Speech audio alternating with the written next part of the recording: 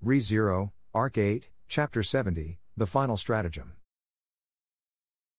The blast spread out, blowing away the thick swirling clouds from within and painting the sky over the imperial capital a bright red ahead of the approaching dusk. The light from the explosion burned the eyes of those who looked up at the sky, but the damage was minimal compared to the catastrophe that could have blown away the imperial capital itself. This was proof that each and every person of the Rescue the Wallachian Empire from Destruction squad, who had gathered at the imperial capital, had continued to evade the traps of destruction laid out by the Great Disaster through their mutual cooperation. This did not mean that each and every one of them had a full picture of the traps set by the Great Disaster. Only, by maximizing the potential that each of them possessed, they were able to remove the causes of destruction within their respective reaches. The relay of fate for that purpose was now transcending the boundaries between the living and the dead, and the imperial capital of Lupagana's chain of command was at the height of chaos. Still, there was one fact that remained resolutely unmovable. Sphinx, the spearhead of the Great Disaster, was the absolute enemy of all living things in the Empire, no matter what. Thus, the witch's elaborate plans of destruction were nearing their final stages. Ooh, roaring, an explosion blew away the clouds in the distant sky, and blinded by the light, Subaru's throat trembled in surprise at the abrupt shift in circumstances. His exclamation, which could have been described neither as a scream nor a cheer, was a manifestation of his honest reaction to the event at hand. Together with Beatrice, he had fended off the destructive flames unleashed by the Crystal Palace, and then Roswell saved them from the onslaught of the three-headed Blight Dragon that had appeared. Just when it seemed that a dizzying aerial battle was about to begin, a huge explosion occurred in the sky far away. There was enough hectic activity to confuse anyone, but the undead dragon paid no attention to the light in the sky, with each of its heads craning towards its pitiable, distracted prey. Dragon, Kiriarara. The Blight Dragon had 3 heads and its prey numbered exactly 3 people: Subaru, Beatrice, and Roswell. The 3 heads of the Blight Dragon approached as if in competition with each other, with the size of a single large head appearing to be more than enough to get all of them. Just as the sharp fangs of the undead dragon were about to tear the lives of Subaru and his friends apart. One strike. I won't let you take 'em. On either side of the Blight Dragon, 2 shadows rose up diagonally from below and struck a blow from each direction, slicing off 2 of its 3 heads, sending them flying. A jet-black furred wolfman, and a thunderous blue lightning rising from the earth into the sky. The ones to do this were Subaru, Halibel-san, and a huge Cecilus. Ha ha ha ha ha. What an unexpected coincidence meeting you here, boss. I did think you might be here since it's the final stage and all that, but your performance just now was brilliant. I can't lose either, so I quickly took to the sky, but just beating a dragon won't be enough, will it? Subaru's eyes widened as the one who had jumped and slashed his sword through the air was Cecilus. Additionally, it was the first time Subaru had seen him as an adult. His infantilization, which had only been a suspicion previously, was confirmed, and now that it was resolved before anyone else had a clue. Subaru, did you meet with Olbart-san and get him to undo it? Cecilus, no, I solved it on my own. That's my specialty, so leaving that aside for now, this is a delightful combination. That's Halibel-san there, right? Cecilus answered nonchalantly, then nodded his chin towards Halibel, who was standing in front of him. After helping Subaru and Beatrice arrive in time to stop the magic crystal cannon, he immediately went up to the sky himself and joined in to stop the Blight Dragon's attack. He looked at Cecilus saying, well, and smiled. Halibel, from my point of view, I'm just complimenting the work you're doing. Cecilus, ho, you did a great job filling in for me. But then only a suitable actor can do that, so I think Halibel-san is on the right track. Whoa. At a glance, the exchange was amicable, but the scene took place in the air, in the middle of a fight to the death. The Blight Dragon, with 2 heads blown off but still with one remaining in the middle, flapped its wings and quickly made distance to escape the 2 transcendent beings who suddenly interrupted it. It was an instinctive decision, but it was the right one. In fact, even though both Cecilus and Halibel could jump to get airborne, they were not free to fly around. However, Roswell, that's something I can make up for. With Subaru and Beatrice under Roswell's arms, immediately after he spoke, the debris in the air gathered instantly, and an impromptu scaffold was created there. That scaffold provided Cecilus and Halibel with another chance to leap. Halibel, even if it's only got one head, a dragon's a dragon. Cecilus, we don't want to be interrupted during the decisive moment.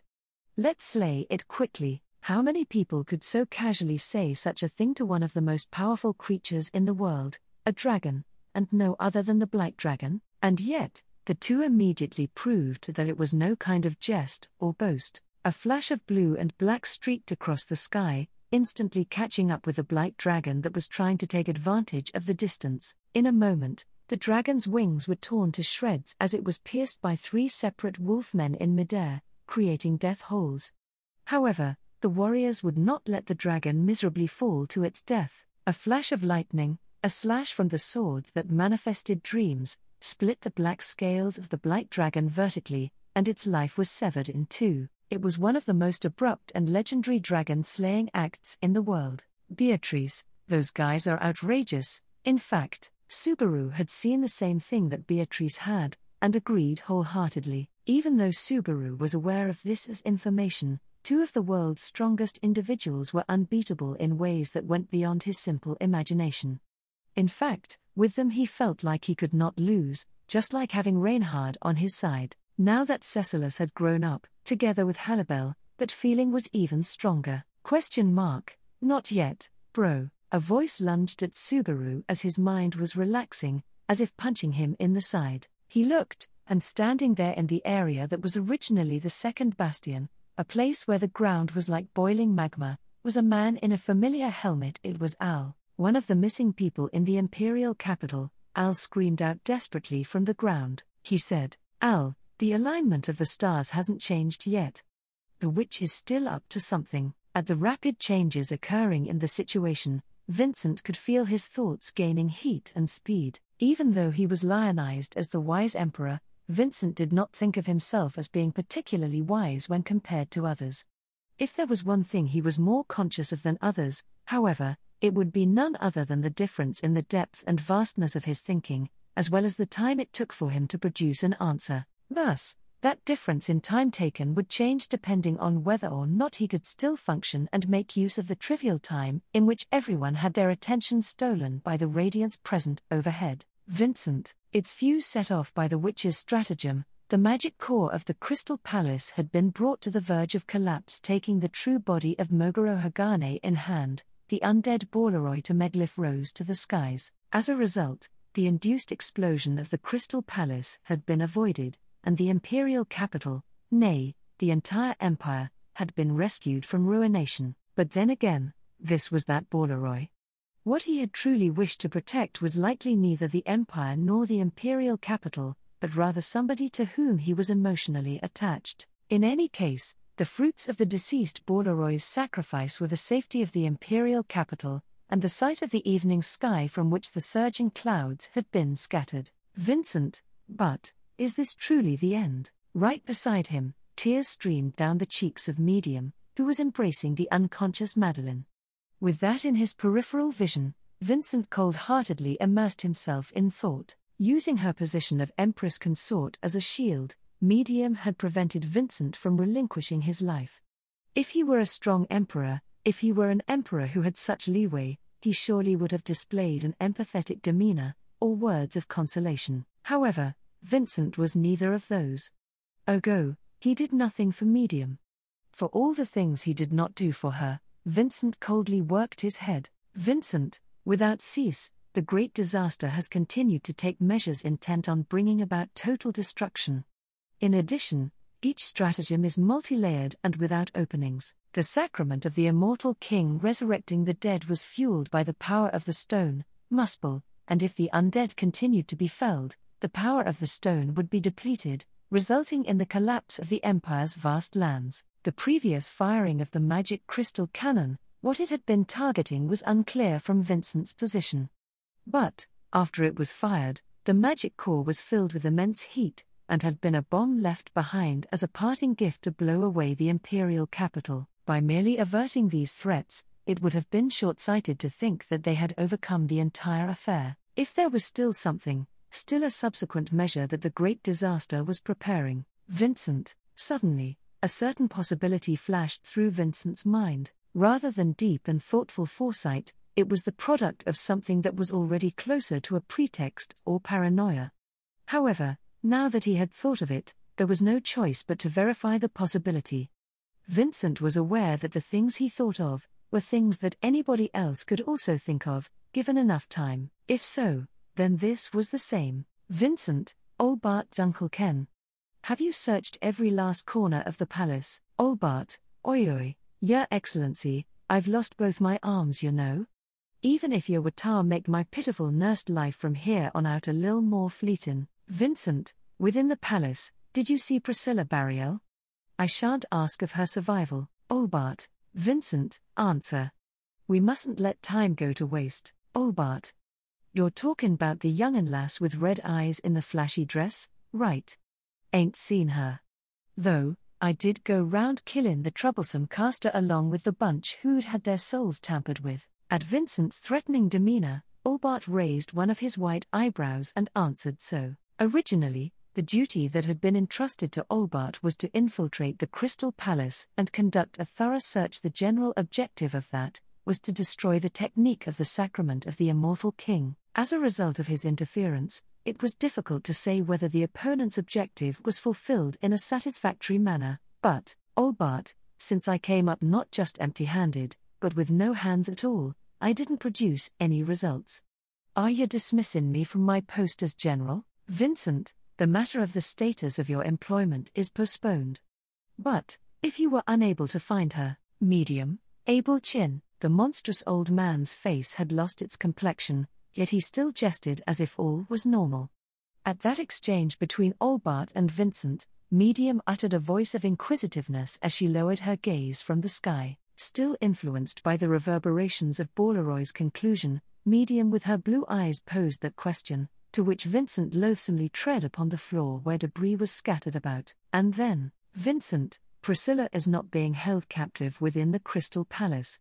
I cannot guess the entirety of the reason behind that, but, at the very least, it is because one part of the enemy's objective is to have her witness the Empire's destruction. Aldebaran had called out to Natsuki Subaru that the alignment of the stars had not changed, and Vincent Volakia had seen through the objective of the witch at the center of the great disaster, though her intentions were not clear. After witnessing those events that had led to this point, the imprisoned Priscilla Barriel also accurately inferred her own situation. Priscilla, at first, this was inexplicable.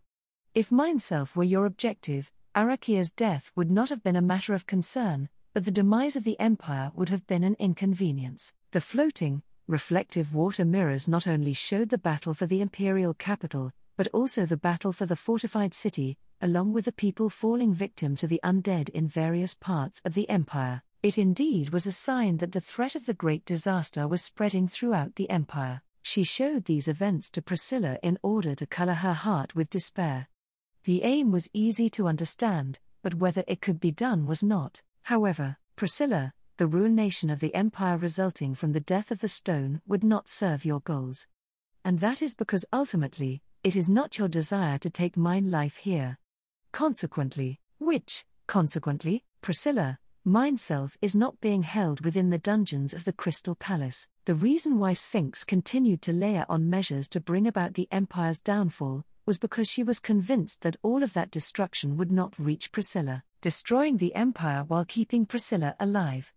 The method to fulfill these conditions was straightforward. Priscilla, despite that being certain, and even after examining her surroundings, she found no discrepancy between the dungeon of her memories and what stood before her eyes. During her time as Priska, she had only visited the palace's dungeons on one occasion out of curiosity, but this dungeon, which exactly replicated that of Priscilla's memories, was probably a wholly different space. The very space of the dungeon itself has been relocated to a place unrelated to the destruction of the Volakian Empire, a kind of different dimension, and Priscilla was placed as an observer of the battle-torn imperial capital. The evidence of this was that, at some point, the tremors of the fierce battles unfolding in the imperial capital had ceased reaching the dungeon. Priscilla, but for what reason would you place Mindself, of all people, in the position of an observer?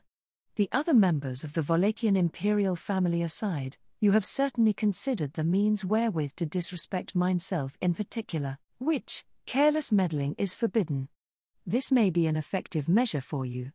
Countermeasures, required, Priscilla, although neither careless nor countermeasures are words that mineself enjoys, it shall be overlooked in consideration of your defiant attitude. Priscilla pondered this in response to Sphinx's answer. The witch's intention was to nip in the bud the possibility of someone coming to Priscilla's aid, rather than preventing Priscilla from taking any action. That in itself was correct. But the fact was that she was being imprisoned in a space with no known entrance. This almost eliminated any chance of Priscilla being rescued from the outside. However, Priscilla, this inconvenience applies to you as well, does it not? Which? What does that mean? Priscilla, it is quite simple. Why do you not duplicate yourself without limit, and with an infinite amount of you, drop numerous stars, burn the land of the empire, and destroy it all? Which, Priscilla, if you made certain that you did not involve mineself in the downfall, that would be the swiftest way to accomplish your goal. The reason for you not doing so is obvious. You cannot do so, even if you wanted to. Priscilla eloquently explained her theory to the silent Sphinx. Once, as she was being burned by the flame of the Yang sword, Sphinx had changed the form of her soul, transforming its vessel into one befitting the Witch of Greed in order to fulfill the purpose of her creation. At that point, one of Sphinx's two purposes in causing the great disaster had been fulfilled. All that remained was to destroy the Wallachian Empire in order to drive Priscilla into despair. In order to do so, creating a limitless number of Sphinxes and then having them drop a meteor shower to the ground would prove sufficient. But Sphinx did not do that. Priscilla, although vexing, upon seeing you imitate Lamia by increasing your numbers, mineself had an intuition. No matter how much the number of vessels increases, the underlying soul is shared. That is to say, the source of the mana possessed by the owner of the soul of Sphinx shall be centralized. That was the existential flaw of Sphinx, having been resurrected as the Witch of Greed. By abusing the ritual of the sacrament of the immortal king, it allowed the undead to revive and create multiple instances of themselves, but so long as the original soul remained the same, they could not have more mana than they already possessed. Sphinx had already fought in many fierce battles with those who wished to take back the imperial capital, and had already used the great spell to bring down a star many a time. No matter how skilled of a magician the Witch of Greed might have been, there were limits to what she could do. Priscilla, therefore, you must limit the number of your duplicates. In addition, you have one of them assigned to mineself in order to communicate with me, yes. It must be because this space cannot be maintained without your direct presence. Ever since appearing before Priscilla, claiming to be the enemy's leader, Sphinx had never once left Priscilla alone in the dungeon. This could have been interpreted as an attempt to not miss Priscilla's facial expressions or the pain in her heart as the situation changed from moment to moment, but there also could have been a more serious reason for this. Quite simply, the answer was that she was doing it because she had to, which, in response to Priscilla's point, Sphinx remained silent. It is believed by some that if one does not answer, then one does not give information to the other party, for better or worse, but, in Priscilla's opinion, this was second-rate trickery. Sphinx must also know that, sometimes, silence can confirm one's suspicions more eloquently than words. If Priscilla's speculation was correct, Sphinx was in a state of exhaustion, having used up almost all of the strength of her soul. Otherwise, restrictions being present or not, through her copies scattered throughout the imperial capital and the empire she would relentlessly attack. Strategically, there was no reason not to do that. In other words, this meant that the plans of Sphinx, the leader of the great disaster, had finally been brought to a halt. Priscilla, is that not so? Priscilla closed one eye, repudiating her own reasoning. The emotions expressed in that question might have been hard to believe if other listeners were present. Priscilla's question did not come from a sense of superiority, or a suspicion based on skepticism, not even from a desire to see through the other party's agenda. What was there was a certain amount of anticipation. Even this impasse, a true dead end, was something she expected her opponent to overcome. Then, in response to Priscilla's question, Sphinx's eyes widened slightly.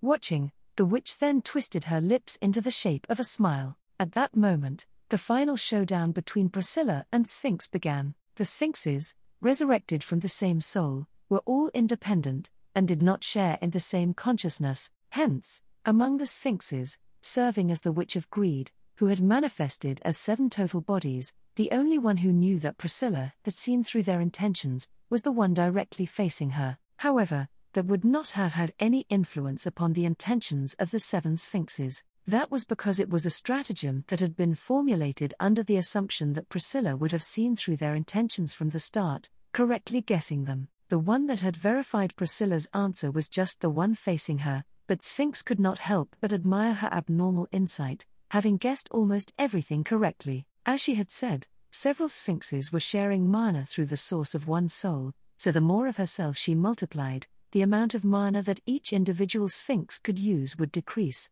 Due to this battle, which had raged on for several days with no respite, the reality was that all of the mana that she had remaining was not reliable enough to utilize large spells such as Al-Shario, which had already been employed to bring down a star. Of course, simply making use of large spells was not how a magician displayed their talents. For Sphinx, who had inherited knowledge as the Witch of Greed, there were a myriad of small techniques she could employ that did not balance the degree of mana used with the scale of results. However, it was also true that for any such small techniques, there were extraordinary, transcendent beings who could hold them back. In particular, she could not disregard the presences of the Wolfman who was bringing about the curse of death, and the swordsman who had slayed the star. Therefore, the 7 Sphinxes, excluding the one participating in the great battle for the fortified city of Gartla, and the one monitoring Priscilla, the 5 Sphinxes reached for the final stratagem. Her attempt to directly assassinate Arakia,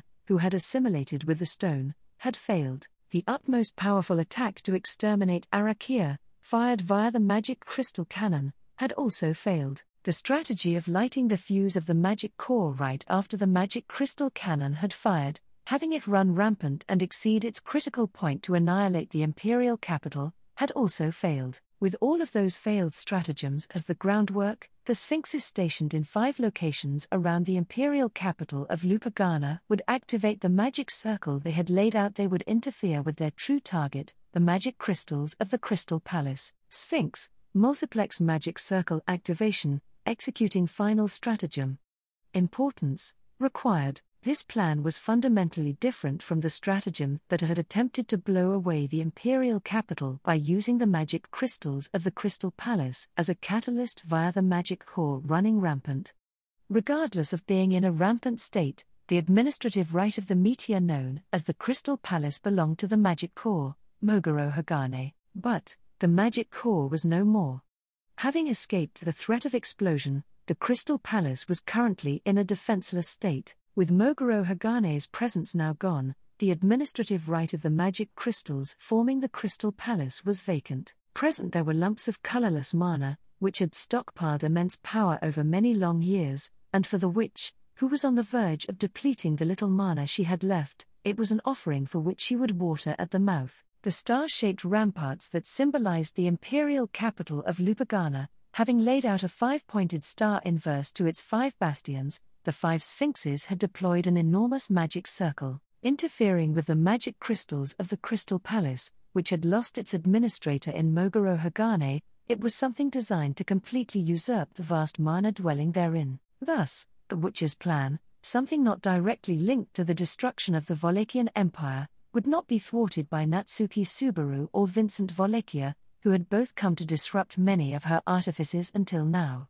The same went for the Blue Lightning, Cecilus Segment, as well as the Admirer, Halibel, as well as the Spirit Eater, Arakia, and the Vicious Old Man, Olbart Dunkelken, as well as the Flamboyant, Yorna Mishigia, and the Emperor of the Briar, Ugard Wallachia, as well as Roswell L. Mathers, and Beatrice, and Garfield Tinsel, and Medium O'Connell, and Tanzer, and Heinkel. Only one person, Sphinx.